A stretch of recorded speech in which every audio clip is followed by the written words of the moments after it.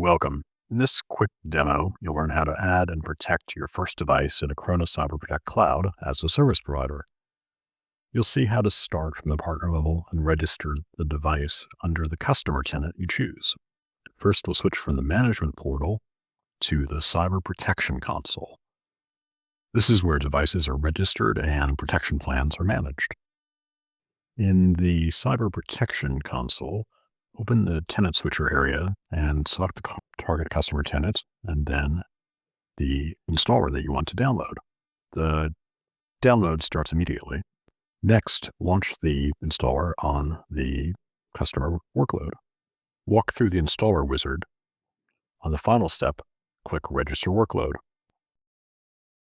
On the final step, either click Register Workload to open a browser and log in and register the machine from the machine itself, or click Show Registration Info to copy a code that you can paste into your Acronis console if you have that open in another window.